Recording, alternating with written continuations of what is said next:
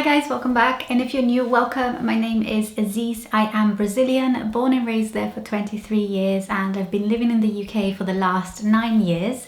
And today I'm going to teach you some Brazilian expressions. I've got 10 to teach you, and I've also tried to find some British English idioms that are similar to the Brazilian expressions, but there are a few I don't know, so I will need your help commenting below telling me what the equivalent British or American slang would be for the Brazilian expressions.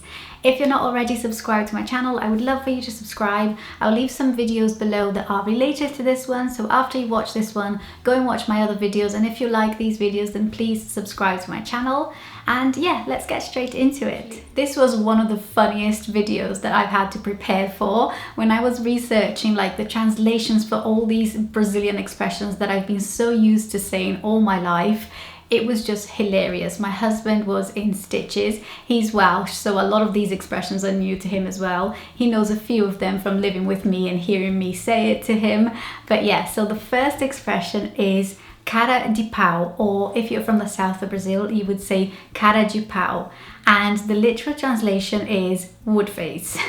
But what it actually means is someone who is quite inconvenient, a bit shameless, doesn't have a good sense of etiquette or consideration for other people. And to put that into context, someone would be called a woodface in Brazil if they were flirting with a married woman in front of their husband, or if they just have no shame or no common sense at all. And the British English expression that I found that was the most similar to cara de pau was to have the nerve or have the cheek. I think usually here we would say he had the cheek to flirt with my wife in front of me, and it would be the same meaning as the woodface in Portuguese. So that is my first expression. If you have another expression in English that you think would suit that expression more, then please do leave a comment below. The next one is pagar o pato, which literally means to pay for the duck, which is just so weird to say that in English. But the meaning of it is to take the blame for something that you didn't do. So for example, if you have siblings and your siblings made a mess in the house, your mum comes home and you take the whole blame for the mess in the house. So in Portuguese, we would say that you paid for the duck. And I think I paid for the duck quite a lot in my life. Actually, I'm lying. I think my sister paid for the duck a lot because I was much messier than her and she was made to tidy up after me. I don't know if there's a better expression than take the rap for this, but that's the one that I found was the most similar to pay for the duck. So if you know a better one, then let me know. Next one is descascar o abacaxi, and the literal translation is to peel the pineapple. I know it sounds dodgy, but it's not as dodgy as it sounds. It means to be given a task or to do a task that no one wants to do. Generally something difficult or tricky, complicated that no one wants to do, and then you're left with that task, and that means that you're peeling the pineapple because you're doing that task that no one wants to do. Obviously a pineapple is very prickly, no one wants to be the one peeling the pineapple, so kind of makes sense, that one. And the only similar expression that I found in English was to draw the short straw. Let me know if you agree with that one or if you think that there's something else that I don't know of, but that was the best one that I could find. On a similar note, Brazilians called a big problem a pepino, which is a cucumber. So a cucumber is apparently a big problem in Portuguese. I don't see cucumbers as being that problematic. I don't know why we call big problems cucumbers. So there's another fact for you. Next one is comer o pão que o diabo amassou, and literally that means to eat the bread that the devil squashed.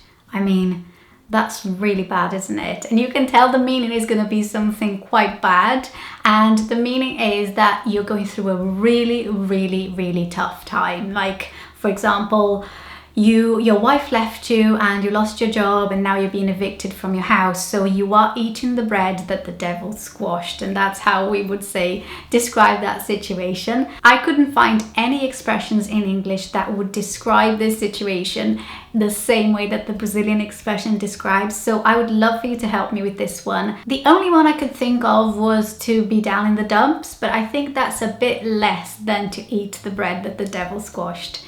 So yeah, I'd love your help on this one. Next one is encher linguiça, which literally means to stuff sausages. And that was a funny one. That one made me laugh so much because I've stuffed so many sausages in my life. So the meaning is to add irrelevant and meaningless information just to fill an empty space. Like when you're doing a test or a paper or something and you have so many words to write, but you only have like 10 words, and you have to fill sausages to get to the end of that paper and complete the paper.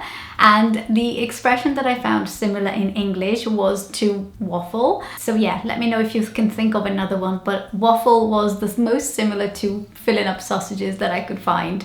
I think filling up sausages is pretty cool. This next one had my husband laughing so much. It is soltar a franga, which literally means to release the chicken.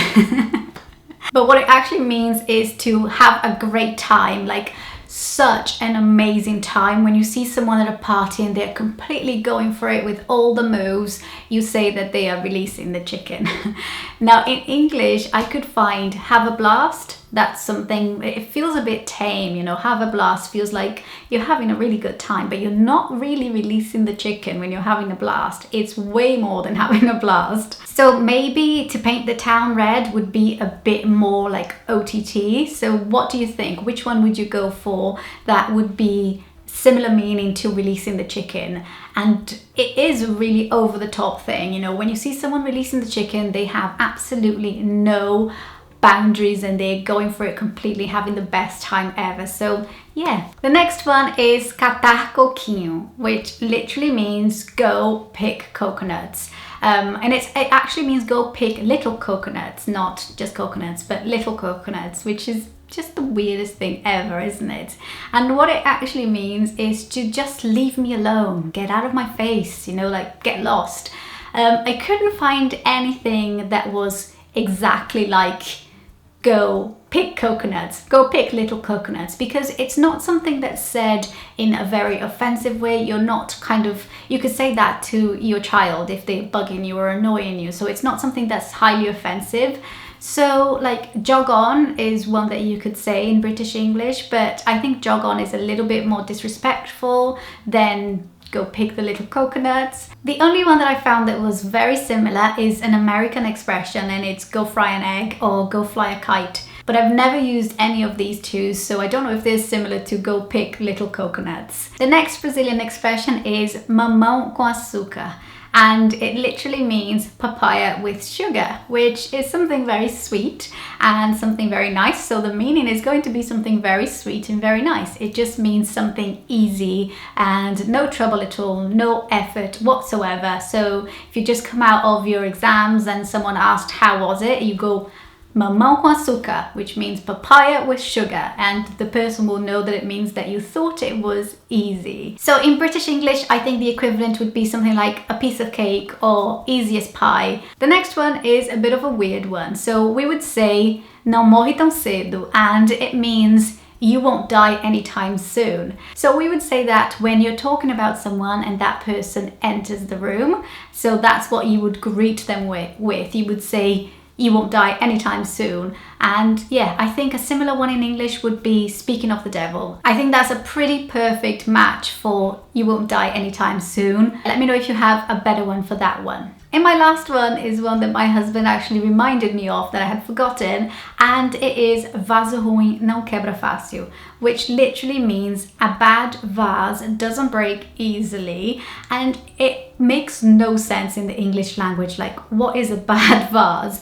But the explanation for that is that it's usually associated to someone who's not a very nice person, but is doing really well in life for not being such a nice person. Let me try and illustrate with an example. So let's say that your boss hasn't come into work today. Your boss is not a very nice person and everybody's wondering where he is. No one can get a hold of him, and someone asks, I wonder if something happened to him. And then someone says, don't be silly, a bad vase doesn't break easily.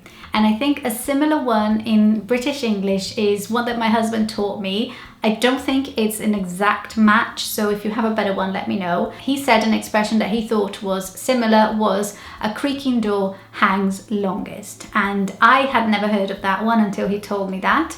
And I feel like that one is not quite like a bad vase doesn't break easily. But yeah, let me know, what do you think? So these were my 10 Brazilian expressions, their literal translations and their equivalent idioms in the British language. I hope you found this video interesting or funny or just amusing. If you did, make sure to give it a thumbs up. Don't forget to share it with your friends if you think they might like it as well, and subscribe to my channel if you're new. I have done a few videos on my English language journey and how I became fluent in English and all those things that people ask me all the time when they find out that I was actually born and raised in Brazil, and how did you end up with a British accent. So I'll leave all those videos linked in a playlist below. If you have any more slangs or expressions to share, then please leave them on the comments below. I hope you're all doing well, and I'll see you all in my next video. Bye!